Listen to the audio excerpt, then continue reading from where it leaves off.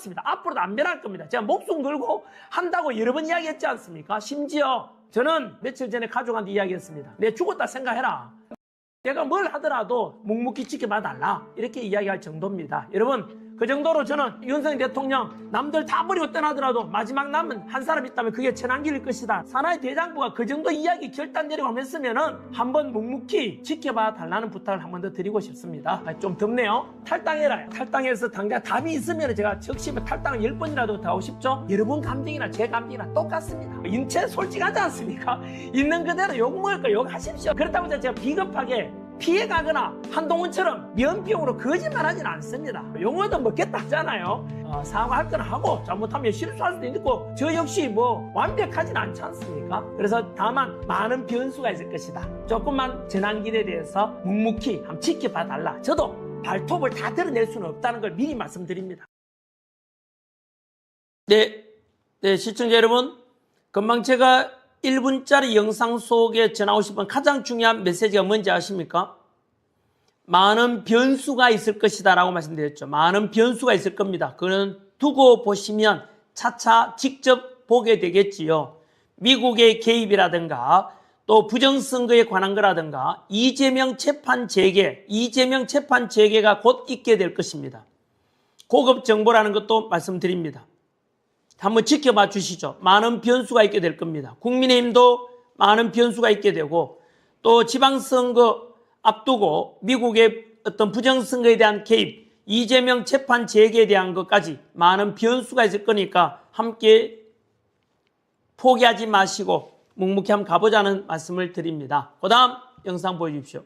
한국에 귀국한 지가 한 달 열흘 정도 지났는데 제가 1년을 보낸 듯이 많은 일들이 있었거든요. 이준석과 TV 토론도 해서 많은 국민들께 부정선거 실체를 알렸고 비상계엄은 내란이 아니다. 그것도 밝히고자 영화 만들었고 거기다가 이제 유튜브에도 영화를 공개해서 이제 130만 명 이상이 영화를 봤거든요. 오늘 또 미국 대선 앞에 가서 미국에게 국민들은 한미동맹을 원한다는 이런 신호를 보내기도 했고요. 저 역시 마찬가지로 윤석열 대통령 살려내고 윤석열 대통령을 가장 지키고 싶어 했던 목숨 걸고 지켜야 했던 천안길에 그 다짐은 변하지 않을 것입니다. 지금도 저는 지금 하고 있는 것을 그만두고 싶지만은 윤석열 대통령을 지키기 위한 것이 무슨 길일까 고민하고 있다는 말씀을 분명히 드립니다. 그래도 못 믿겠으면 나가도 좋습니다. 저는 가두리 치기도 싫고 억지로 가기 싫은 사람 잡아두고 싶지는 않습니다. 천안길에 대해서 적어도 신뢰한다면은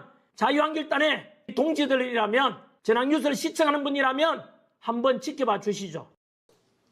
네, 좋습니다. 그 다음 영상 준비됐으면 보여주십시오. 지금 급박하게 돌아가고 있다는 것은 분명히 아셔야 됩니다. 특히 미국과 이란과의 전쟁 속에 기름값이 폭등해가지고요. 우리나라는 이재명 정권이 지금이야 우리 주가 지수가 5천, 6천 향하고 있다. 미친 듯이 홍보하고 있지만 여러분 머지 않았습니다. 이 속에서 환율 1,500 넘었어요. 여러분 환율 1,500을 또 넘었답니다. IMF 이후로 또 마지노선이라 하죠. 결국은 정부가 막아도 환율 방어 실패했다는 뜻이네요. 아무튼 현재 이재명 정권 종말이 머지않았고요.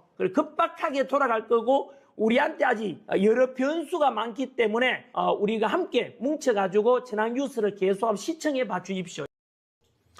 환율 1,500원은 IMF 이후라고 제가 말씀드렸는데 IMF 이후가 아니고요. IMF는 97년이니까 30년이 됐었고요.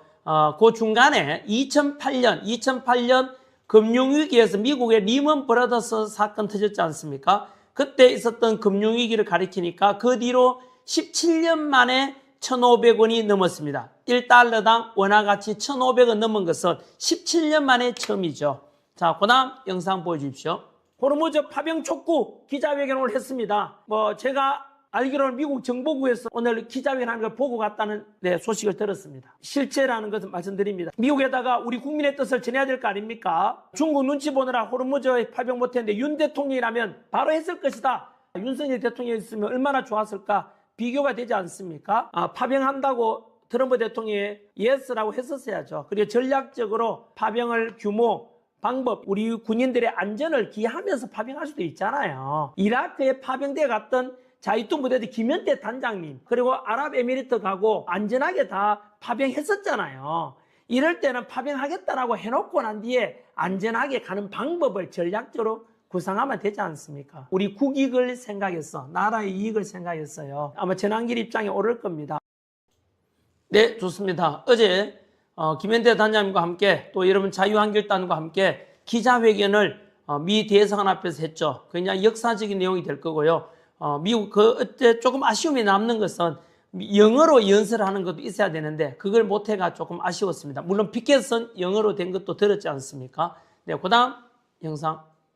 트럼프 대통령이 지금 군사력이 약해서 보내달라고 합니까? 그게 아닙니다. 국제 여론에 호소하는 거 아닙니까? 미국 혼자서 싸우는 것이 아니고 알아, 동맹국들 대한민국도 미국과 같이 하고 있지 않냐? 이런 걸 원하는 거 아닙니까? 그걸 안다면은 이재명 정권처럼 멍청하게 이렇게 머뭇거리고 하는 것은 동맹관계 균열을 가져오고 불신을 조장하는 것 아니겠습니까? 이런 이재명 정권을 규탄하지 않을 수가 없습니다. 윤석열 대통령이었다면 절대 이러지 않았을 것입니다. 6.25 때 희생된 미군 14만 명이 넘는 이 희생을 우리가 기억하고 있다면 망설일 게 아니라 적극적으로 우리는 트럼프 대통령의 요청에 응하겠다라고 윤석열 대통령이 그랬을 것입니다.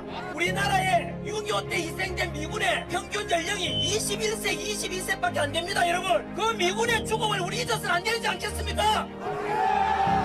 우리 김현대 단장님께서 UAE와 이라크 파병 경험이 있지 않습니까? 당시에 갔을 때도 파병하기는 하되 전투병 파병인지 비전투병 파병인지 그리고 전략적으로 우리나라 군인들이 간다면 안전한지에 대해서 충분히 검토하고 보낼 수 있는 거 아닙니까? 당장의 파병은 곧 죽음이라는 이런 것은 선동에 불과한 것입니다.